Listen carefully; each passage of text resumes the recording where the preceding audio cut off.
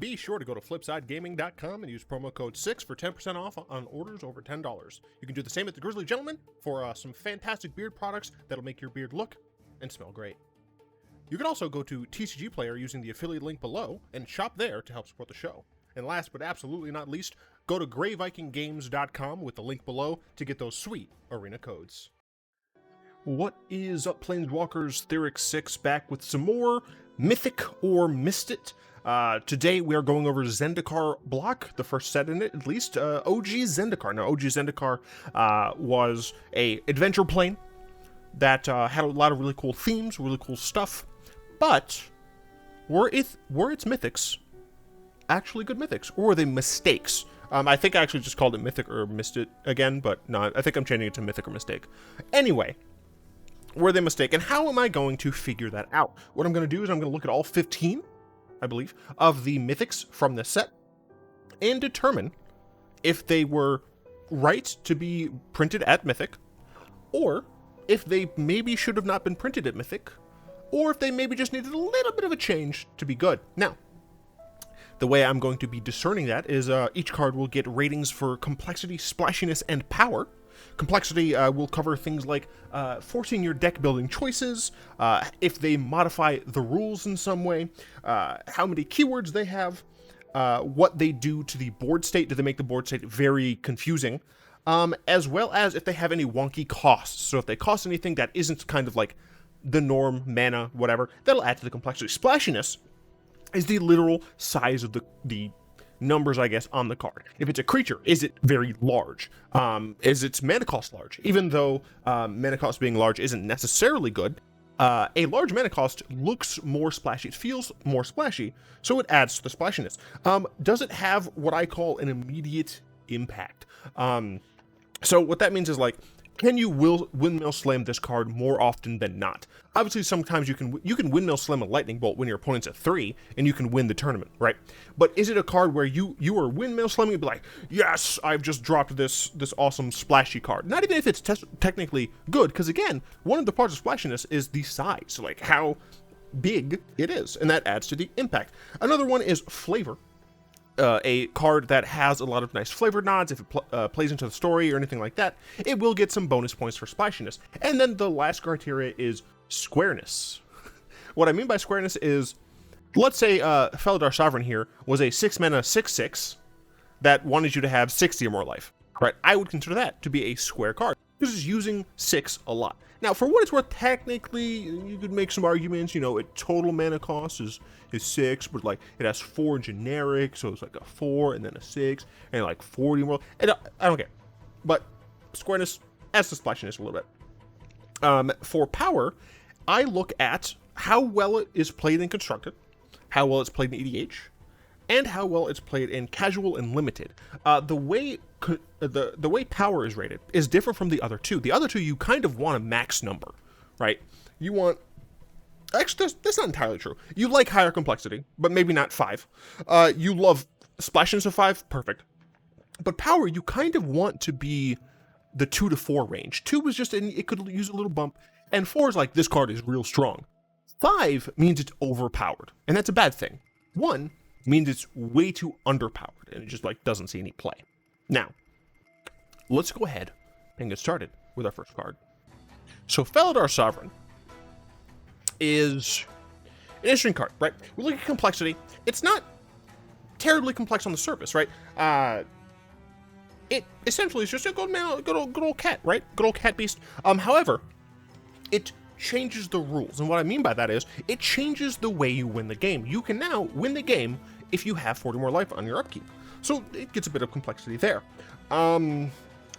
It technically does change the deck building because you want more ways to gain life, but it's not one of those situations where, like, the card is awful if you don't have that, because it can just gain you life by itself. It has vigilance, which means you can, and lifelink, which means you can be attacking, gaining life, blocking, gaining life, and since it has a higher toughness, it means that it's not going to die as frequently.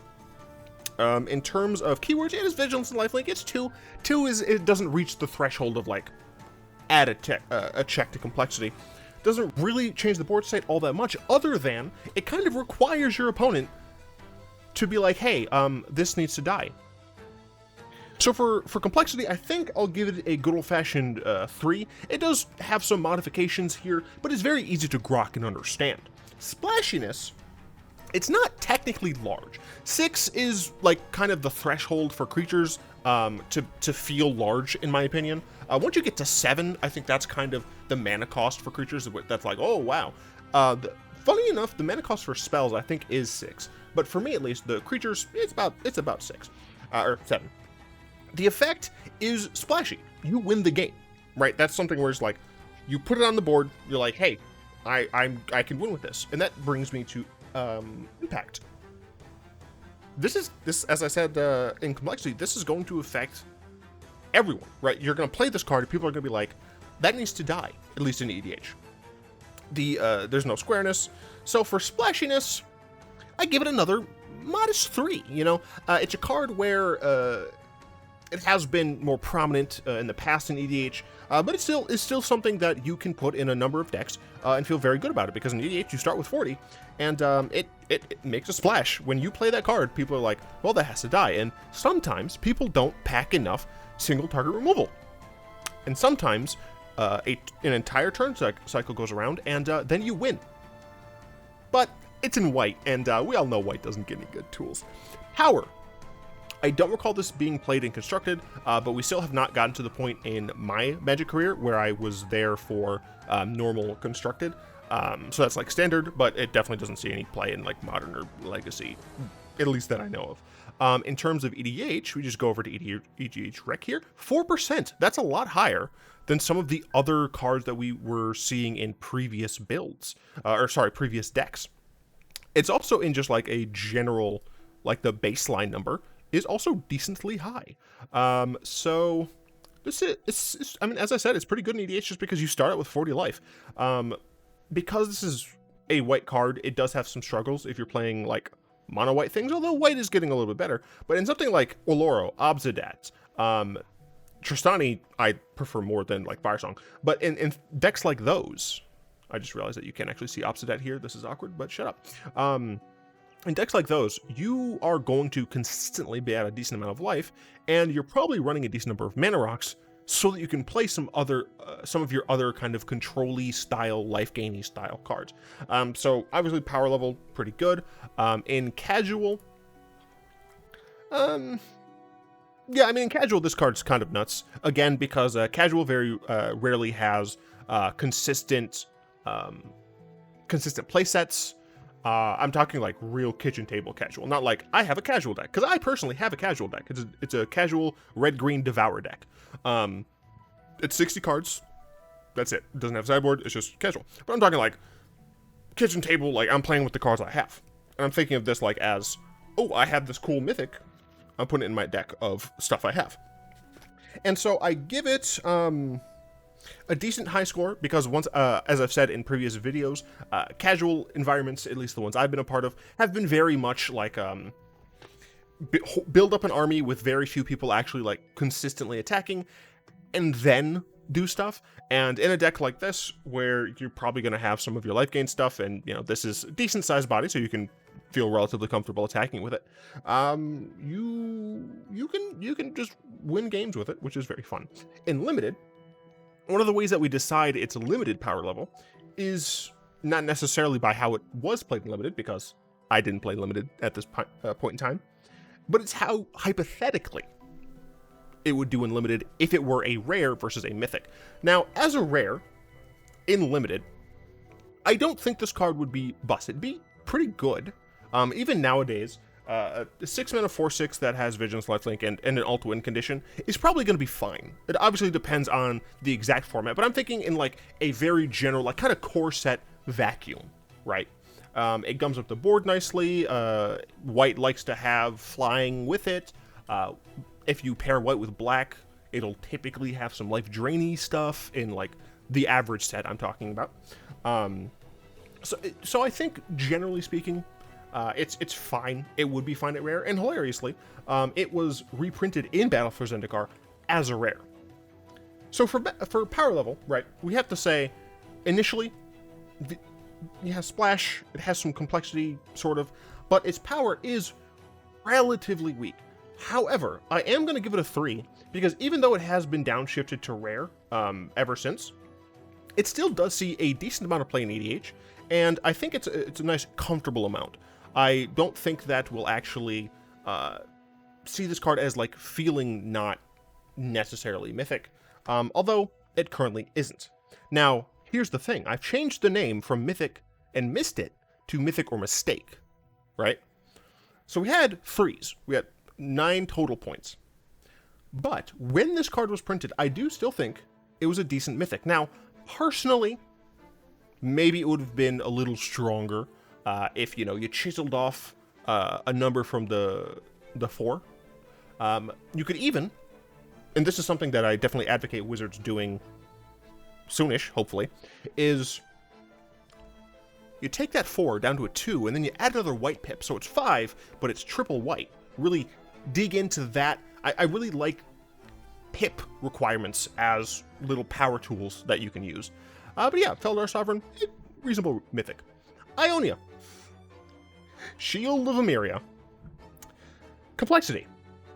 Well, it completely doesn't need to change your deck building, but very frequently it did, because this is most often seen in Reanimator decks, and it has been played in EDH decks that typically will cheat her out as well. So typically will change deck building. And does it change the rules? Yes, by a lot. You get to choose a color, and only your opponents, but all of your opponents, cannot cast spells of that color. They are locked out of a 5th of the game, right? So that definitely changes the rules. It doesn't have a lot of keywords. Its cost isn't technically very interesting. You know, it's not, you're not doing anything cool. But the board state, it changes the board state. And when I say board state, it's not just literally what's on the board. It's also like what's in people's hands, what, how specific of a silver bullet you need to draw for an out. And this one is high. This definitely heavily impacts the board. So its complexity, I think its complexity is going to be a 4. Now, again, this is something where you're probably going to be like, it's not complex, like, it makes sense what it does, but the way in which it morphs the game, right, I think qualifies it for a 4. It's not a 5, because, again, it's not confusing to understand what it does, it's just that what it does is a bit much. Splashiness, it's a 9 mana 7/7. Already size, pretty cool. The effect, you are cutting someone off of a 5th of the card, a 5th of the colors. That's nuts. You can windmill slam this, like, very easily. Well, in the past, you're playing EDH and you're just like, ooh, I'm playing against, like, I'm playing mono white, there's a black-blue player, a black-green player, and then, like, I don't know, some sort of, like, loser over here is playing Teamer or something. And you're like, I'm just gonna windmill slam this and name black, and then 2 players have half of their deck left. And that was a bit much, to be honest. So yeah, it had issues there. Flavor is actually quite interesting, because Zendikar, Emeria is like a false god. It's just like Emrakul, and that's kind of cool. So there is kind of a bit there, but Emeria is also like one of the sky temple things, and you can see she's like guarding that as well. So, you know, there's some for that. But yeah, it's not a 7 mana 7/7, so it's absolutely disgusting, not square at all. But Splashiness, honestly, just like for what this card does, I think I gotta give it a 4. Now, power level. This has seen and might still technically be seeing play in like 60 card formats. I don't think it has been like a standard player, but this card is just good in Reanimator if the metagame is very like 1-2 color focused, right? In a metagame where you're going up against a lot of mono reds, a lot of mono whites, you know, some blue blacks even. Decks that aren't a bunch of Jund, a bunch of Sultai, right? Where you're not coming against a bunch of those things, random Delver variants. You can just have this in the sideboard, or potentially in the main deck, but usually I think I see it in the sideboard, and it's just Silver Bullet. And you say, I'm gonna name blue. Have fun dealing with this. It has been kind of usurped by I don't remember the name of the card. But it's the one where, like, when it enters the battlefield, choose a card type. you and your permanents have protection from that type.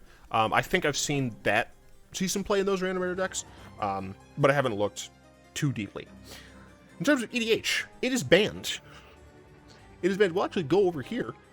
Technically, it says 2 decks, but that's because it's banned, right? It's banned. You can't play it anymore. When you could, it was pretty decent. I mean, this is like just death and taxes. This is like my bread and butter, and I absolutely played this card. But it's banned now, so I guess in EDH it's overpowered. In casual, fun fact, I've owned this card for a long time, and I did play it in casual, but I kind of stopped because for casual this was too much, right?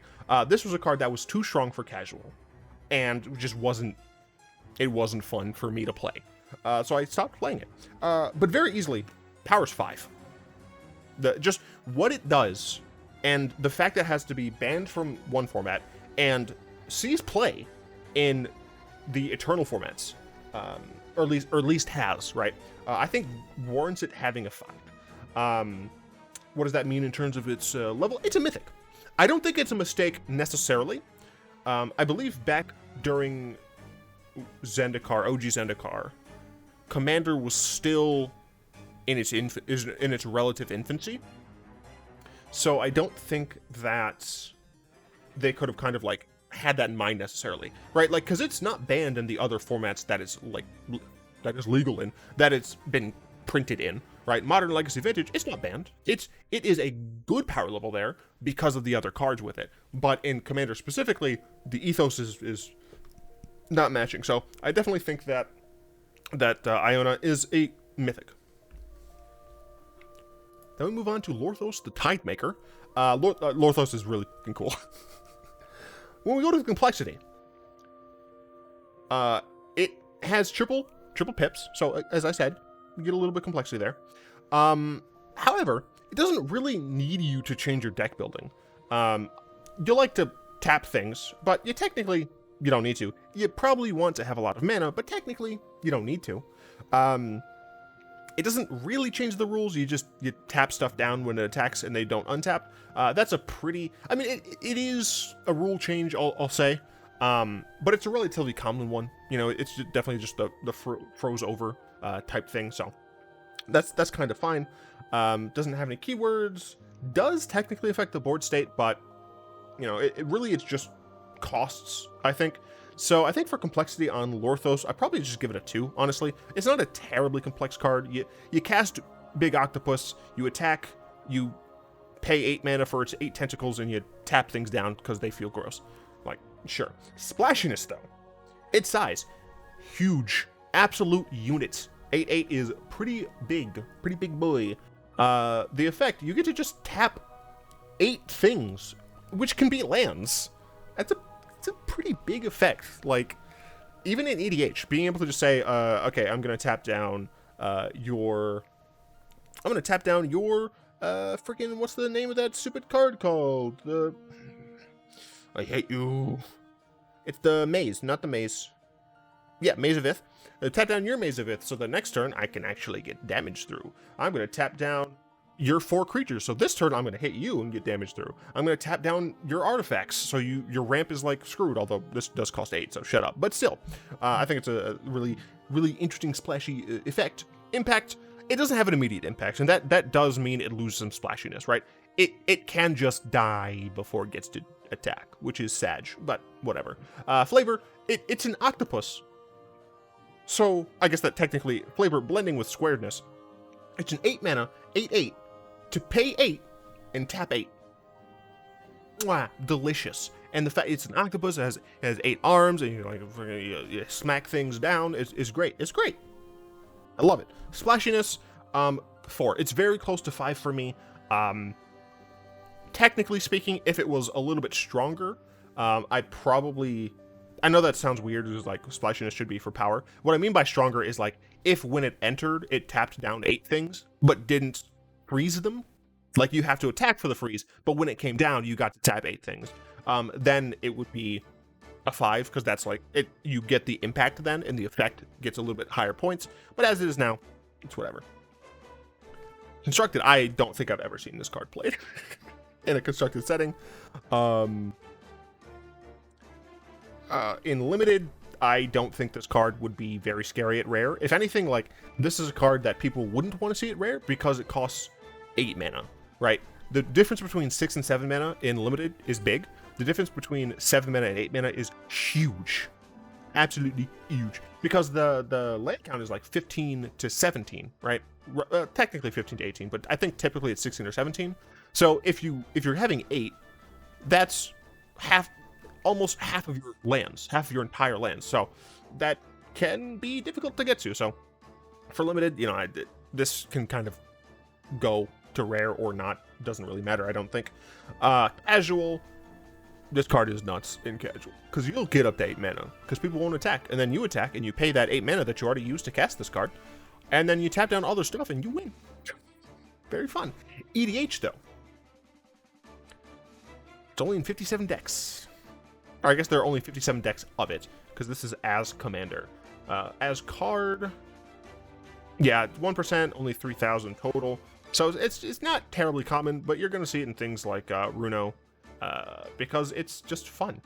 It's just absolutely fun. Yeah, essentially you just see kind of a theme of the like Leviathan type stuff, and then I guess you get down to some stupid things. But yeah, it's mostly like sea monster type decks, and it's not played very frequently, so not terribly strong. And for that reason, I think for power level, I'm probably just going to give it a 2. I think that it might be too strong if they gave it the enter the battlefield, tap 8 things, even though they're not frozen. But it would have given it a boost for sure, and might have made it actually kind of playable. So, is this a Mythic or was it a mistake? I think that Wizards was a little bit too afraid on this card. The only reason, because like the Splashiness is great, the Splashiness is fantastic, but just the fact that you really can't use this card, like it's just kind of bad everywhere. It does mean to me that it's not great. It's really close. I will say it's very, very close to being Mythic, but I personally, and this might be just octopus bias, I wish this were a little bit higher on the rating, but cast Levi. Mindbreak Trap. This card is weird. So, complexity. Well, it changes the rules because of the fact that like it's super changing the way that you cast the card. It has a 0 cost that's contingent on your opponent casting a number of spells. It doesn't technically have a deck building constraint because you could also just have this normally. But it is kind of complex. It's an instant with a subtype, and just the fact that you can be like, you've activated my trap card. Like, it is a little complex. Do I give it a 3 or a 4? You have to track the number of spells your opponent has cast, which isn't technically too, like, it's hard, but I think it gives the complexity of a 4. For Splashiness, the size of this card is technically splashy because the size, the cost is 0, right? Any free spells do have that air of splashiness to them. It's like, I'm tapped out, but fool, you didn't know I had this free spell. For what it's worth, I'll talk about free spells when I get to power, but the effect, you get to exile any number of spells. So you're playing a game of EDH and your opponent's just like back forward. It's like, you know what? I'm just gonna say nope. It's great. You just be like, no, all of the stuff that's happening, it just all goes away. Goodbye. Impact is hit or miss though. The impact really does depend on the board, the situation, and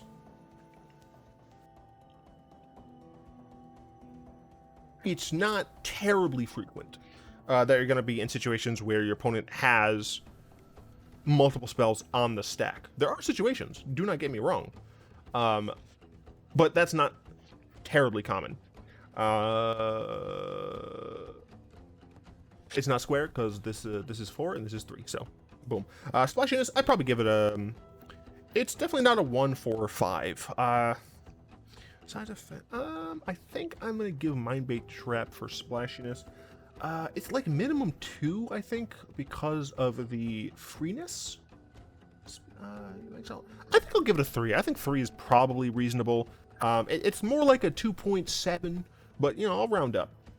For power level, I'm gonna start with limited. I think this at rare and limited would be annoying. Because you can get in situations in limited, especially I think in Zendikar, because I think Zendikar had a lot of oh no, that was Theros that had heroic. Okay, no, they had landfall. Boros was the like landfall aggro, I think. Regardless, I think that it would just be kind of annoying to have a counterspell that exiles things, you know, at rare that can be free. Even if it's not frequently, it can be free. So I think, you know, it gets a little power spike there. In casual, this is just a 4-mana counterspell for the most part. Very rarely are casual players going to be playing, well, they might be playing 3 more spells in a single turn, but that's unlikely. But what's even less likely is for a casual player to have multiple spells on the stack at once. For EDH, what a surprise. Only 1,300 decks. It's mostly played in Leer now.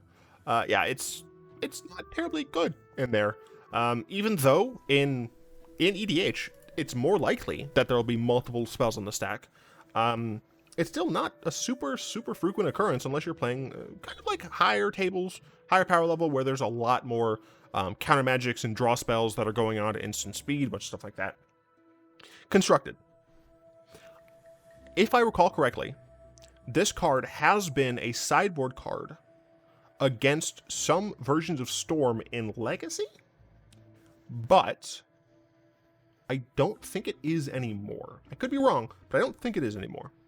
Now, on the one hand, for like Constructed in EDH, it's kind of weak.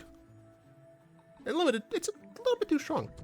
I think I'm just gonna give it a 3. I think its power level is just kind of fine. You could maybe give it a 2, but like, how would you make it 2? Like, would you just make it a 3-mana counterspell, just like 1 blue? I feel like that's a bit much. You know, a bit too good. Maybe you just make it triple blue. You know, maybe that. But again, this is probably like a 2.7. But yeah, I'll round it. In terms of if it's Mythic or Mystake, it's 4/3/3. It's relatively complex.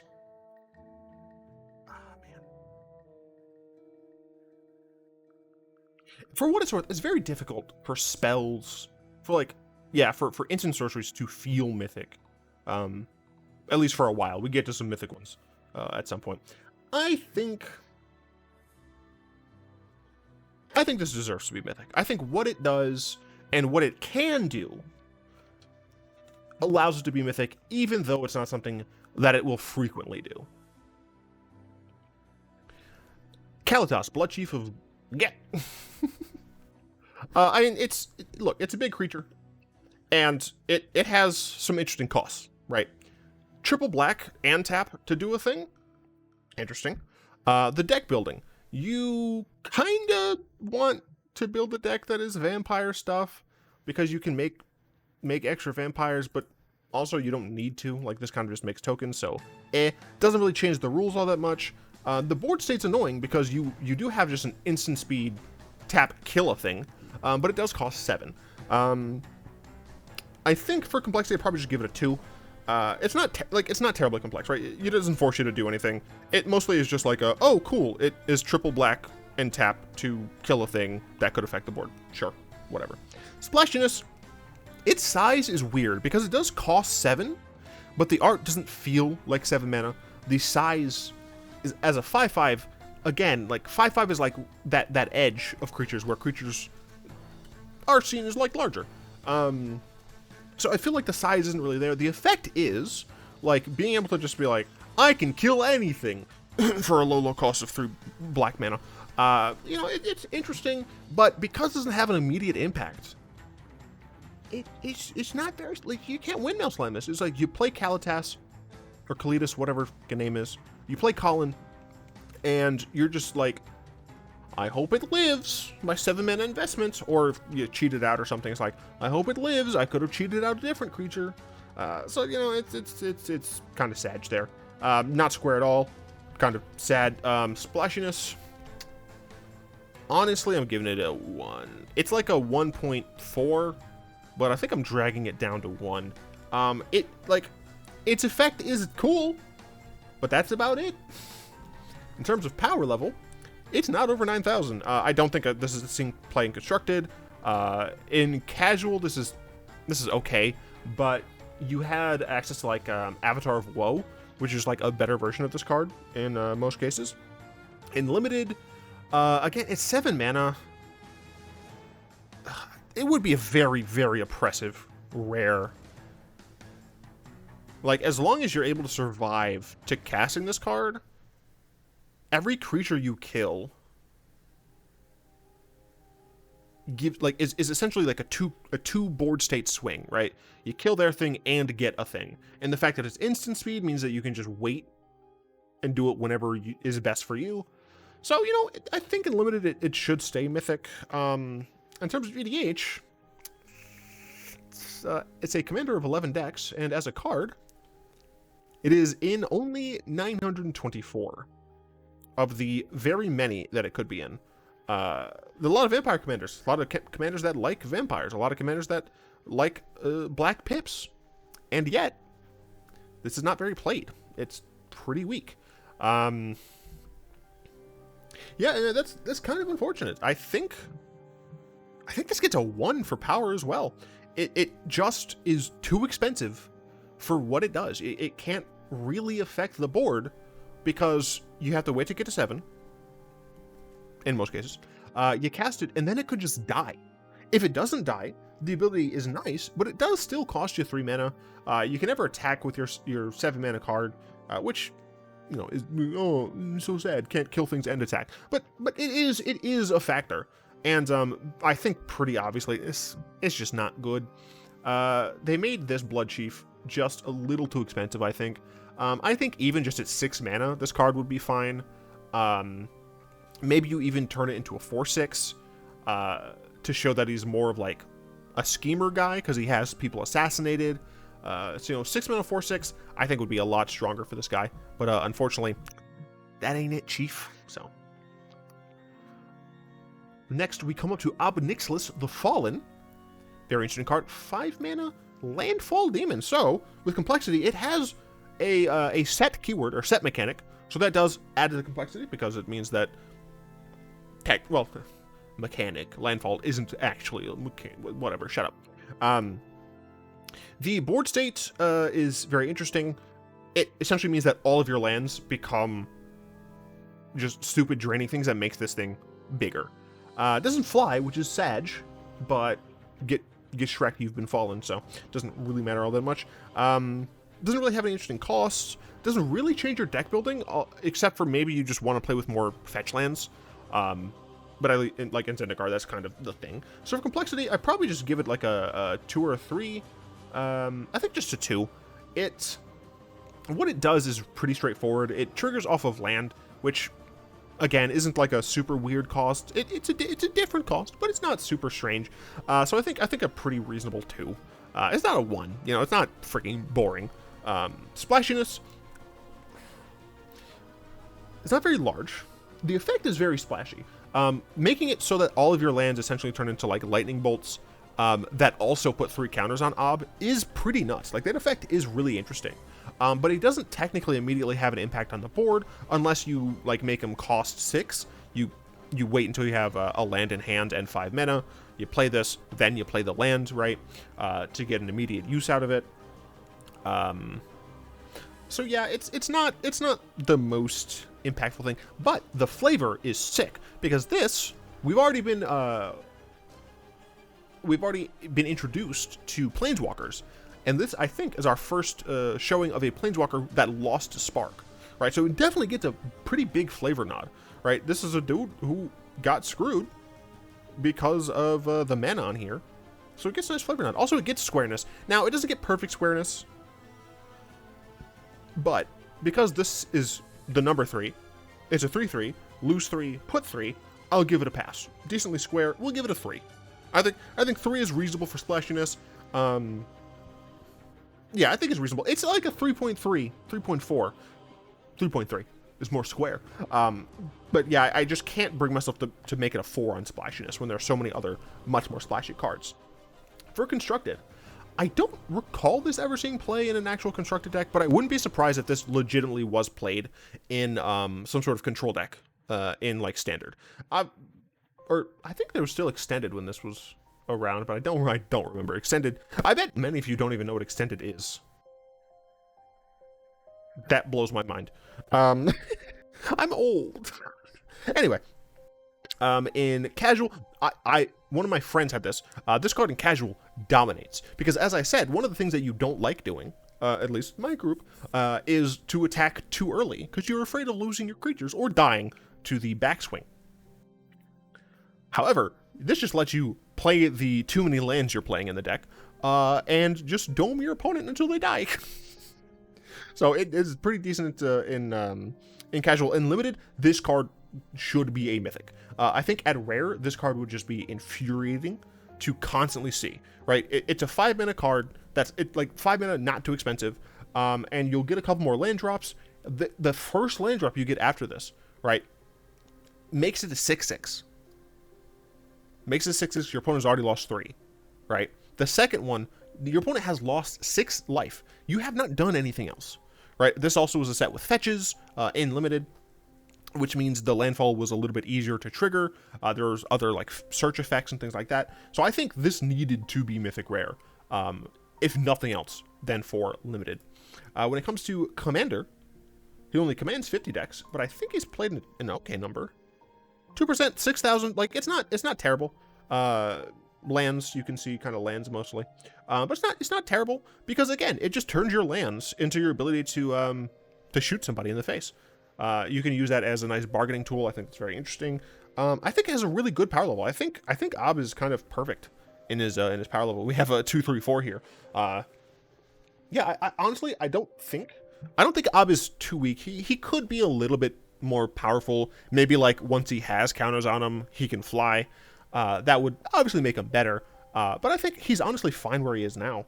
And I think it's a pretty good mythic.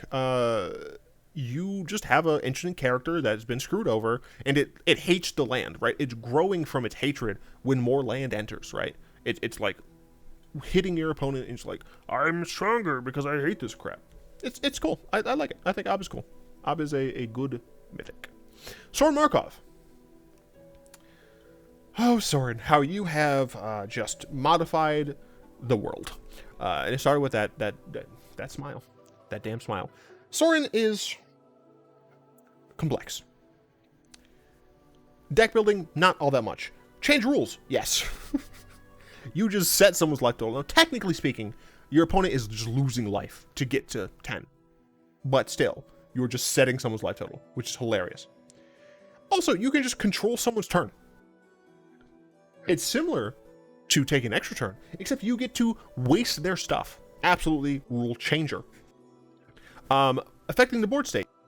Yeah, you can just hit any target and gain 2 on a +2. So technically it does have an immediate impact. Not only does it bolster your life, but it makes it so that your opponent's creatures, or their face, just aren't doing very hot. Or of course you could just pay 6 mana and set someone's life total to 10. Now in a normal constructed game, that's not that low. It's only 50%. Torgar? Whatever, that one dude does it. Who cares? Who cares? In EDH, oh boy. Hey Oloro player, hey Tristani player, hey other player that's playing life gain. Goodbye. Just all your hard work, nope. Gone. Sayonara. Hilarious, I love it. I mean, honestly, like, the complexity, I think it's 3. I think it's like a 3.4-ish. You know what? No. I think it's a 4. Because you have to bake in to the complexity that you have to figure out when it's the right time to use its -7, which you can get to relatively quickly, but also how to best destroy the opponent you're controlling, and if you're playing multiplayer, your other opponents. I think it deserves a 4. Splashiness. Size. It's a 6-mana planeswalker. I think other than Bolus, this is the highest planeswalker we've seen.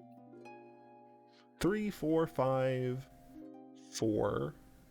No, 3, 4.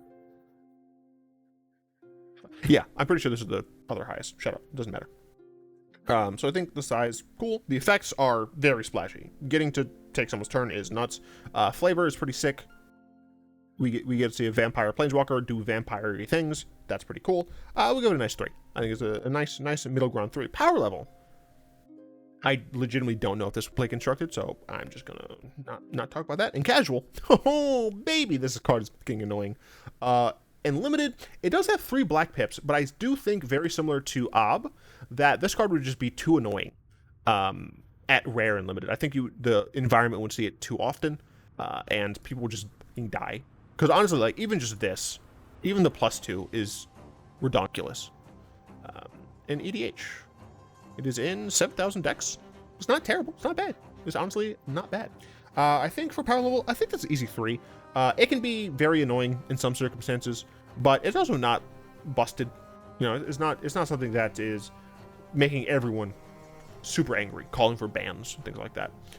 I think very easy Mythic for me. Planeswalkers do kind of get an already Mythic point, but I think it's pretty easily Mythic.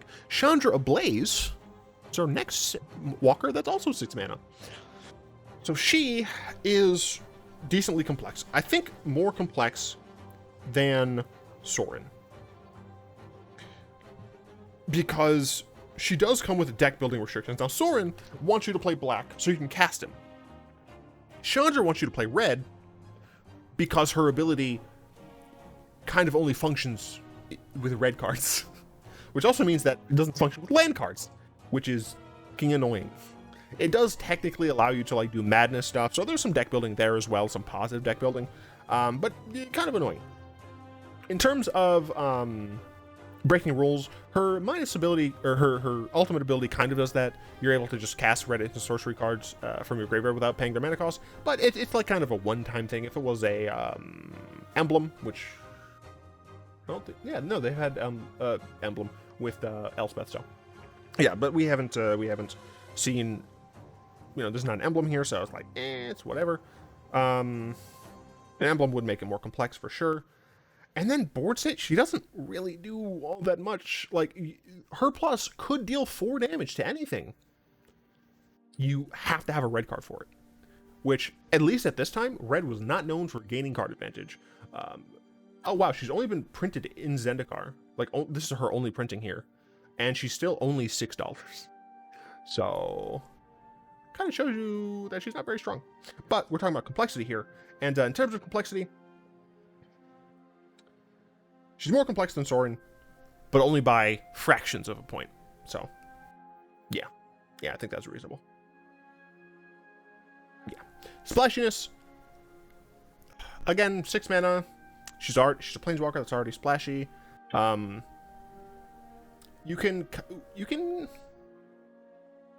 I guess the -2 is kind of splashy as well. Because, like, you know, you're Chandra, you're going against a control opponent, you're like, huh, eat this. And then you're like, oh, they have 7 cards in hand, you have, like, none, or, like, 1 or 2. You're like, oh, yeah, we're going to discard, and each of us are only going to get 3. Get effed on. So, you know, it's okay, splashy. The effect is okay, the impact is fine. Chandra does get a point for flavor, obviously. But she's not square, and that's very rude. Splashiness. Man, it's between 3 and 2, but I think it's a little higher on the 2 scale, so I'll bump it up to 3. Power level. Constructed, I don't think she saw play. Casual, I believe I own this card. I do not recall playing it. Limited. Honestly, because the ultimate only cares about red specifically and instants or sorceries, and she requires you to, like, Like, this isn't plus card advantage, right? This is just even. You discard a red card, you kill, like, a creature. I think this card could be rare for limited purposes. I do think it would be a strong rare where it's a weak mythic, if that makes any sense. In EDH, yeah, not in very many decks. Not in very many. Mostly in a Chandra theme deck, obviously. Torbrand, sure, but yeah, she's not played very frequently. She's not very strong. She's underpowered. Honestly, I think if the +1 said a red card or a mountain, I think it would be leagues stronger. Like, absolutely, would get a 3 at least, right? But the fact that it has to be a red card is a yikes. And honestly, it's a mistake for me. I respect that this is still, like, what, the second batch of Planeswalkers. Technically, the first batch, the Loran 5, were, like, pre-Planeswalkers, right? They were, like, really testing the water, and I think they actually did a really good job. The Shadowvalara block Planeswalkers, they were, you know, like, looking at different, like, design things, checking what you could do, but they were still relatively cautious. They're still being pretty cautious, right? It's not until next set that Wizards is like, oh, caution? Nah, that. So yeah, I think this is like isn't all that good. She's not good, and therefore I deem her a mistake. Obsidian Fireheart. This card is worth like $1. Complexity. It has 3 red pips. It talks about blaze counters. The land continues to burn. And you have to be able to parse the fact that this deals damage to the player who controls the land, which technically isn't the easiest. It gets 3 at least. I'm trying to think, changes the rules. It makes, the thing is, it uses a counter. The land has a place counter on it. It has a game upkeep.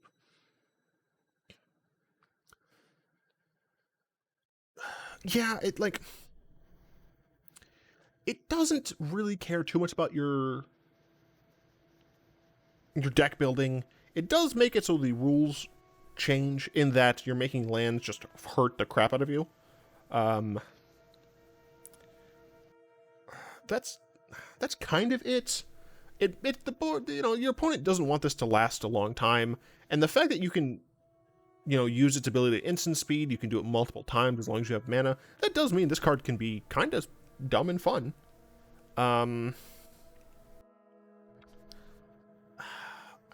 think I'm gonna give it a 3 for splashiness. And honestly, I think the Raymond Swanland art is doing a lot of heavy lifting.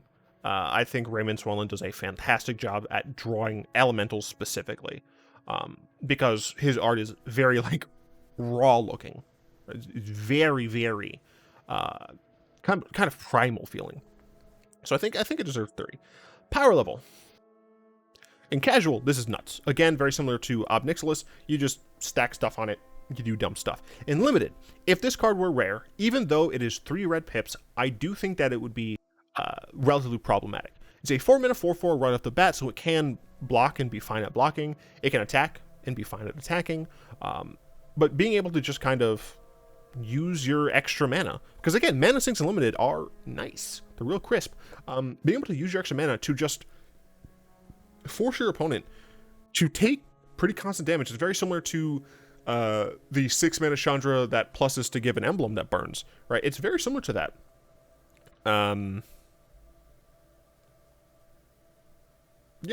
So I think at limited, it deserves to be a mythic for sure.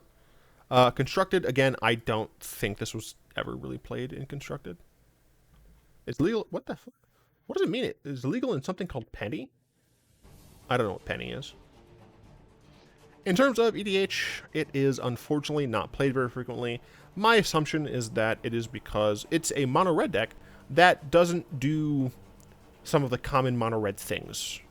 Frankly, I think this card is... honestly, I think Obsidian Fireheart is underplayed in EDH.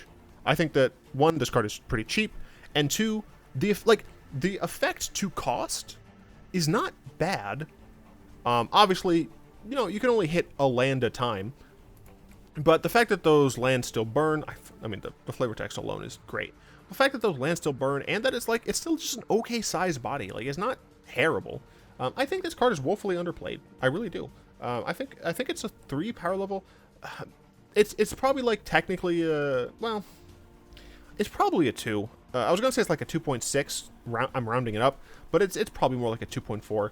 And I don't know how you would change it and make it still balanced, right? Because you can't really lower the cost of activating it, because then I think it would be too easy, right? I think 3 is too expensive, but I think 2 is too much. I think giving it an extra point of toughness would be the best and like most efficient way of making Fireheart like perfectly good. And you know what? We see a 3/3 and a 2. It's still Mythic.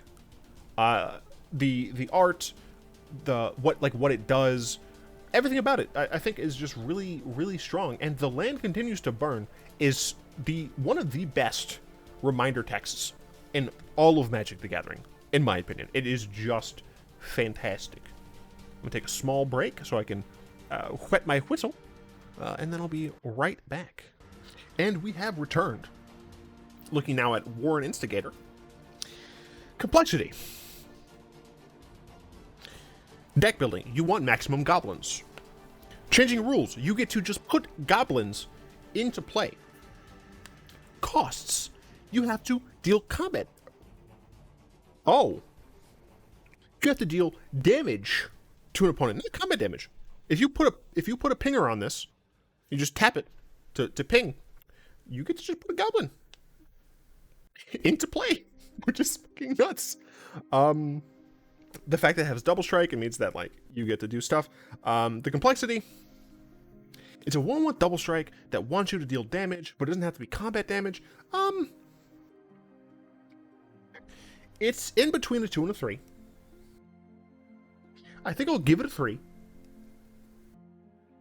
Because it is a 1/1 that generally wants you to attack. Yeah, I think I'll give it a 3. It's probably like a 2.8, but yeah. Splashiness, size, no, nope, not really. Effect, yes. When you attack with this, you just get to slam any goblin. Does not matter the cost. That's a pretty cool effect. It's like, oh, my instigator is small. Well, you won't be laughing now. Attack, double strike. First one out, I'm gonna get a lord. So the next strike is bigger, and I get another lord. Like you, it's just cool. It's fun. Shut up. It doesn't have an immediate impact, which is unfortunate. The flavor I love, just because he's waking up goblins by being an idiot. Essentially, it's just fun. It's fun. It's fun. Also, it's not square. 2. Well, you know what? Maybe I'll give it a half point for squareness, because it's 1 and 1, 1 and 1, and then you have 2 strikes, which is 1 strike and 1 strike. I don't know why I did this. Splashiness, the effect is pretty splashy, but I'm kind of stretching on the other ones. It's kind of meh. Power level, I do believe this has seen a decent amount of play in Constructed. I don't know if it's still played in the Goblin decks, in like Legacy or Modern or Vintage. I think there are technically Goblin decks in Vintage, or at least there were at one point when I still kept track of Vintage. Casual, it's too small and casual. And limited, if you're in a limited set where you have a lot of good goblins, this at rare is too good, I think. Because the fact that you can get this down on turn 2, draft goblins will typically be in red-black or red-green. In some situations, they're in red-white. But still, like, all of those things, you can have some type of removal, be it fight or you kill flying creatures, etc., etc. So being able to just kill a bear, right, is not too terribly hard. So I think it deserves to be Mythic, but it's probably just by a little bit, right? I think it's probably by a little bit. In terms of EDH, I don't know if I like that art. In terms of EDH, though, I think that some 3,000. I mean, that's not bad, to be honest. Obviously, it's just in Goblin decks. Yeah, I mean, I think it sees enough play in EDH. I think it's a reasonable 3. I don't think it's a 4. I don't think. You know what? I think I'm going to give it a 4. And I'm giving it a 4 on the basis that it either is currently or has been played in Legacy, Modern, or Vintage. Yeah. And I'll give it a Mythic. It's kind of close on this one. I did consider Mystake, but it's not underpowered, I don't think. I think this card is pretty reasonable in its power level. It's not terribly splashy as a Mythic, but what it does, the effect of just putting a Goblin into play, and just based on damage, not combat damage specifically, I think that does lead to some interesting complexity with the card. I think it's pretty reasonable. By the way, I have done an automated thing. It's not instant. It's not instantaneous. I'm still working on getting it to be instantaneous, but the baseline stream deck option for multi-action, it does have delay between each multi-action. Lotus Cobra. Lotus King Cobra. So, Lotus Cobra, I believe, was the first, and it's surprisingly early, frankly, the first Mythic where people were like, hey, Wizards, what the fuck? Because this was, and kind of, sort of still is, a card that should not have been Mythic, because it's a card where it's just strong. Like, that's kind of all it does. Complexity speaking, doesn't really change your deck building. You kind of want it to be, have lands for landfall, right? You're ramping and things like that. But it doesn't really change all that much, right? It's not terribly complex. I guess you get to choose a color. Man, I think I'm gonna give this a 1 on complexity. It's probably like a 1.4, 1.5, but I think it deserves a 1, frankly. In terms of splashiness, no, none of this is splashy. Lotus Cobra, the Lotus, I guess the flavor there is interesting. It harkens back to Black Lotus. You're getting free mana for just playing lands. Sure, I guess, I get it. But it really isn't splashy either. I think I'm giving it another 1. And for power level, in Limited, this card would need to be a rare, because being able to, it needs to be a Mythic, because being able to get these relatively consistently and playing this on turn 2 into a turn 4 play, especially if you're on the play, can be absolutely warping for a format. In terms of constructed, this saw heavy play, if I recall correctly, during Standard. Luckily, it was reprinted at normal rare in Zendikar Rising. I don't remember it seeing much play in Standard the second time around. I legitimately don't remember, because my memory is garbage, but I do know for a fact that it has played a significant role in Historic. In Historic, you can just get some very dumb ramp off, and it's super fucking annoying. You hate to see it. You just hate to see it. In terms of EDH, it's in a lot of decks because of how strong this card is. Obviously, it has landfall synergy. You'd like to put it in decks that care about lands, but you can also just not put it in decks that care about lands. You can just put this in decks, and it's strong. It's like dumb strong. I'm giving it a 5. And the reason I'm giving it a 5 isn't because it's broken. I'm giving it a 5 because the other two are 1s, while this would be a 4, maybe. But the fact that there's that disparity there, the fact that this card is so strong in formats, but it doesn't do anything super complex. It doesn't do anything big or splashy or like interesting. Why? Why is this a Mythic? Is it just because it's too good Limited?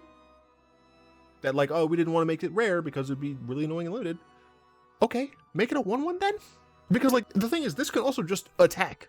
Like, it can still block bears, right? It can still attack into bears. So it's a mistake. It's like, this is, technically speaking, this is like the first mistake, right? This card was a chase Mythic because of how strong it was. And that sucks. That's no fun. Nissa Ravane. Also, this is Nissa with the bust out. There is a Nissa without the bust. Nissa. This is weird. This is very, very weird. Deck building. Yes, she literally requires a card. It's not that she like is better if you play certain things. She requires another card to be good. For what it's worth, the card isn't bad. It's a 2-mana 2/3 that gets put on bottom of the library, so like you can keep recycling the same 1 or 2. But still, it has deck building there. I guess technically it changes the rules as well, because you just get them and also just get elf creatures. Board states. Yeah, I guess, you know what? I guess. Because she can gain you life for the number of elves you control, which will probably be a lot. She can just give you elves for essentially free. Does come with a deck building cost, but you get to put it on the battlefield. Right? So, essentially this is a 2-mana 3 loyalty planeswalker that comes with a Nissa's Chosen at the cost of you having to put a Nissa's Chosen in the deck. I think I give it a 4 on complexity. I think it has enough moving parts that is reasonable. Splashiness, the size, not there. The effect, the effect of the ultimate is there. This is a splashy effect. You literally just get all of your elves and it's like, haha, goodbye, and you kill.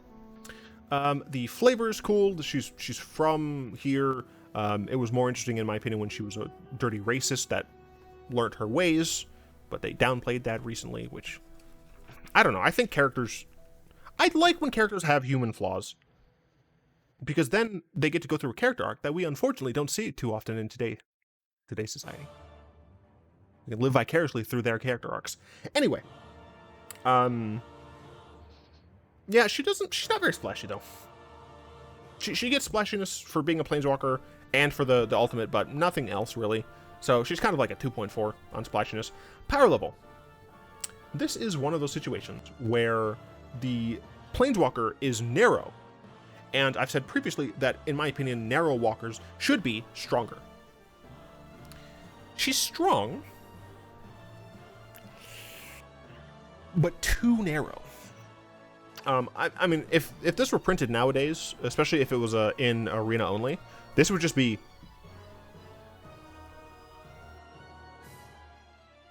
I don't even remember the name of creating a card. Whatever, it would make a card. Like Tome of the Infinite. Shut up, I forgot what it's called. Yeah, so like the fact that you do have to like have other stuff in order to make her even work, it's not great. Limited. I mean, Nissa's Chosen was a common, but it was only a 2-mana 2/3. There was some elf synergy, but it really felt like you would need to get her first and then pick up the Chosens. So honestly, it feels more like she should be rare in limited so that you have a better chance of getting the Nissa deck to work. Would she be too good at rare? I don't know, but because she like needs other cards for limited, I honestly don't know if she's seen it in playing constructed ever, even in like modern elves. I legitimately don't know. When it comes to EDH, she's only in 1,000. Even the elf decks don't want her all that much because she requires a specific thing. And once you have that on the battlefield, since it's a singleton format, you're kind of just chilling. Obviously, the +2, the second +2, or +1, geez, can get you some fun effects, but it's a yikes. I think I'm going to go with 2 on power level. Just not terribly strong. And I think, honestly, it's a mistake. I think if this card were printed nowadays, it would be either rare or would have at least 3 loyalty. And even then, 3 loyalty, I don't know how good it would be. It makes it so that this is a little faster, but yeah, I don't see her being very good here. She's narrow and not strong, whereas it should be wide and not very strong, or narrow and very strong, but this is not that. Rampaging Balops. Complexity is not terribly complex. It does make other creatures, but it's not terribly complex. Cares about landfall, has trample, cool. If the extra beasts had trample, then it would be more complex, just because it would have trample, but it doesn't. So, it's kind of run of the mill for complexity. Splashiness is decently splashy. Again, kind of similar to Ob Nixilis. instead of turning your land into like 1 mana, you turn your land into a 4/4, which is, I know that you don't turn the land into a 4/4. I'm just saying, your land drops now get you 4/4s, which is pretty splashy. It's pretty cool. Again, just like Ob, you have to kind of wait to get to make this a 7-drop. You put it on, you play it with 6 mana, then you play a land in order to get immediate use out of it, and then it's essentially a 7 mana 10/10, which is kind of splashy. Kind of splashy. It technically doesn't have an immediate impact because it is just a card that requires you to have lands, but again, it's not terribly difficult to get that extra landfall out. In terms of squareness, I think that it gets a nod because it's 6 mana 6/6, but 4/4/4. That said, I think it's just a 3 on Splashiness. It's not like super like, ooh, wow. Power level. This card has been downshifted to rare in Iconic, Masters, Commander 2018 and 2019. The only draft set, or sorry, the only standard draft set it's been in is Zendikar. So take that with what you will. I do think that if this were drafted in a normal limited environment at rare, I do think it'd be a little bit good, but man, casual, this card is nuts. Constructed, I don't think it had any constructed play, but that doesn't matter. It's still played heavily in limited or in EDH, right? Like this card has been around for a while, and it's not going to go away that soon, right? We're getting more commanders that care about lands, putting extra land on the battlefield, etc., etc. It works nice in token decks. It's just a generally like it's just a good card. That's it. It's just a good card. So it gets a dank 4. And you know what? I think it deserves Mythic. Even though its most recent printings have been at normal rare, I think for just the general well-roundedness of the card, as well as the fact that it is like perfect, it's the perfect EDH Mythic. I think it's fine. I think it's pretty decent. Then we move on to Eldrazi Monument. Complexity. Yes, it costs you sacrificing a creature every turn. Pretty nuts. Deck building doesn't really change deck building. Doesn't technically change the rules. It's an anthem, so take that with what you will. Does give keywords of flying and indestructible, which are pretty interesting for sure. I'm just looking at the secret lair drop price and realizing that it's a lot of money, and I opened one of those, so that's kind of cool.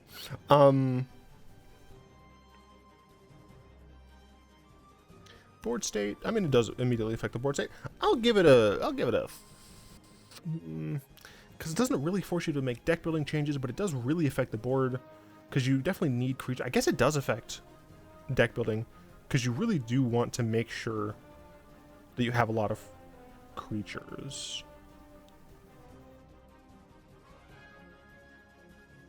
It's between 3 and 4, but I think I'm going to give it a 3. Also, shout out to Ailey. The foreshadowing here is pretty sick. Splashiness. Size. I mean, literal size. Those are people for scale. And I'm pretty sure they're a decent distance away from this. Yeah, it's a good size. Decent size. The effect. Yeah, it just gives all your creatures +1/+1, flying and indestructible. If it didn't give one of those things, it would be a lot less flashy. The fact that it gives all of those, pretty dank. Impact. Immediate impact it has. Flavor. What's an Eldrazi? This was in Zendikar. This was not in Worldwake yet. This was not in Rise of the Eldrazi yet. This was in Zendikar. And they're like, what's this? What's this? A lot of interesting hints and stuff. Absolutely gets a flavor mark for me. And I think the Splashiness will give it a 3. It's between 3 and 4.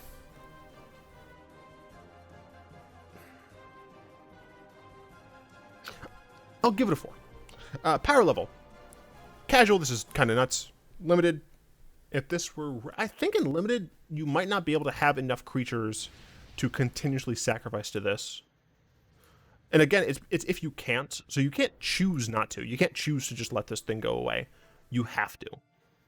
So I think in limited, it wouldn't be too powerful at rare, but I think people just wouldn't want to see it at rare. Constructed, I don't think this was ever played in Constructed. In EDH, it's a decent number of decks. 13,000, sorry. 2% of decks.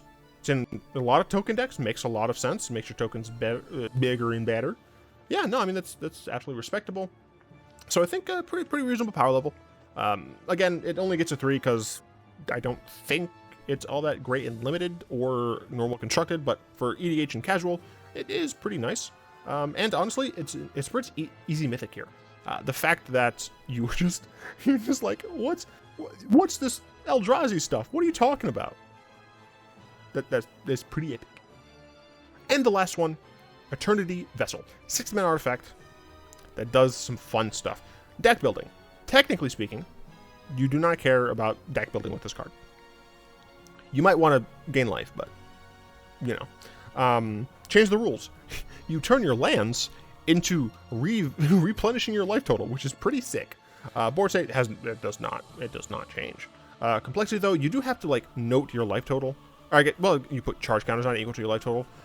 So that does bring in some interesting stuff of like putting extra counters on it in different ways. These are charge counters, so it does work with things from like Mirrodin. Oh, and it does work with Scars of Mirrodin block, which comes up after this. Yeah, I mean, there's some complexity there. I'll give it a 3. I think 3 is reasonable. Splashiness. One, it's a big freaking bowl thing, maybe. Cost 6, kind of cool. The effect though is very interesting. It also like works nicely with the flavor. The fact that like this is a fountain of youth, right? And it enters the battlefield. You note your life total, and then every time you play a land, you can have your life total reset. It's like a quick save option. It's cool. It's very cool.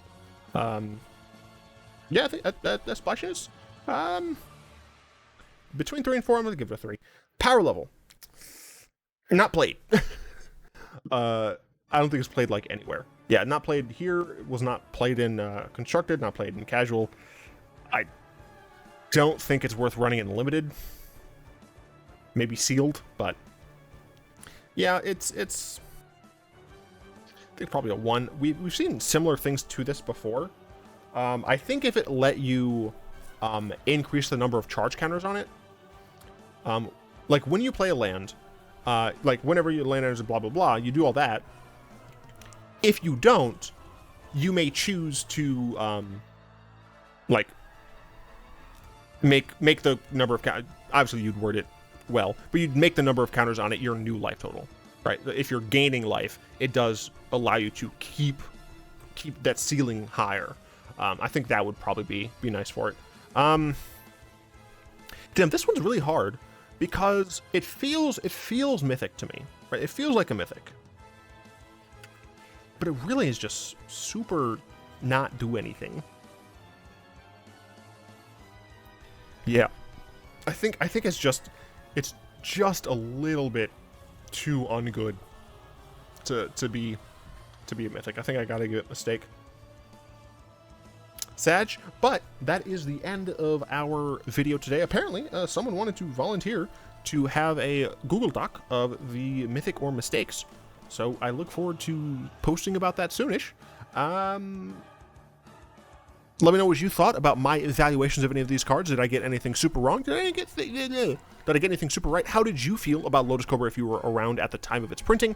How do you feel about it today being now a rare on Arena? And just in general, let me know how you're liking this series. It's going to stick around. At some point, we'll be catching up with set releases, so it will no longer be a weekly thing, but it's staying around. I'm having a lot of fun doing this. I'm also like learning how to do like stream deck things, so that's also helpful. Anyway, I'd like to thank my lovely patrons for the continued support. If you'd like to join them and support the show, you'll find links in the description down below. I do, of course, hope you enjoyed this video. Like, comment, and subscribe. Until next time, all will be one.